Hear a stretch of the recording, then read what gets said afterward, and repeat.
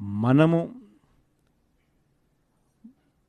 ప్రవర్తించే తీరు మార్గదర్శకంగా ఉండేట్టుగా, గొప్పగా ప్రజల్లోకి మనం నిలబడేట్టుగా మనం ప్రవర్తించే ప్రతి అడుగు కూడా మనం వేద్దాం. నా దగ్గర నుంచి మీ దగ్గర దాకా. తెలుగుదేశం పార్టీ చేస్తూ ఉన్న ఈ కొనుగోలు కార్యక్రమాలు కానీ, ఈ ప్రలోభాలు పెట్టే కార్యక్రమాలు కానీ, వీటి ఎవ్వడికి కూడా దయచేసి లొంగకండి. నేను ఒకటి చెప్తా ఉన్నా. జగన్ పలావ్ పెట్టినాడు,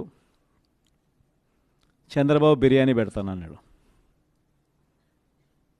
చంద్రబాబు నమ్మి ఓటేసినారు. బిర్యానీ బాయా పలావ్ బాయా లాస్ట్కు పస్తు పండుకోవాల్సిన పరిస్థితి.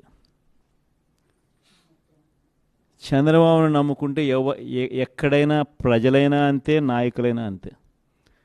ఇంతకుముందు మన పార్టీ నుంచి 23 మంది ఎమ్మెల్యేలను తీసుకున్నారు, 3 ఎంపీలను తీసుకున్నారు. ఆ 23 మంది ఎమ్మెల్యేలలో ఎంతమంది టికెట్లు ఇచ్చినాడు? నాకు తెలిసి 3కి.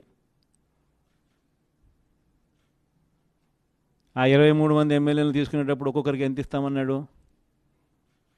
ఒక్కొక్కరికి 20 కోట్లు. ఇచ్చింది ఎంత? అడ్వాన్సు. దాని తర్వాత వాళ్ళు ఆ పక్క పోయిన వాళ్ళు అందరూ అన్న మీ దగ్గరికి వచ్చేస్తామన్నా మేమంతా అని చెప్పి మళ్ళీ నాకు ఫోన్ చేసినారు. ప్రజల్లో ఒకసారి జారిపోయిన తర్వాత మళ్ళీ వెనక్కి వచ్చినారంటే ప్రజల్లో ఆ రెస్పెక్ట్ పోతుంది, ఆ విలువలు పోతాయి, ప్రజలు ఇచ్చే గౌరవం పోతుంది. కాబట్టి వాళ్ళని మనం కూడా తీసుకోలేకపోయినాం.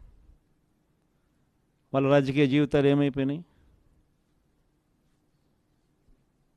అందరూ సున్నాలు అయిపోయి ఇంట్లో కూర్చొని ఉండరు. ప్రతి ఒక్కరూ కూడా ఈ విషయాలన్నీ గుర్తుపెట్టుకోండి. రాజకీయాలలో ఎప్పుడు షార్ట్ కట్ ఉంటుంది, లాంగ్ కట్, దూరం దారి ఉంటుంది, షార్ట్ కట్ ఉంటుంది. షార్ట్ కట్ ఎప్పుడు తీసుకోవద్దండి. రాజకీయాలలో ఏ రోజైనా కూడా నిలబడాలి అని అంటే ప్రజల మన్ననలు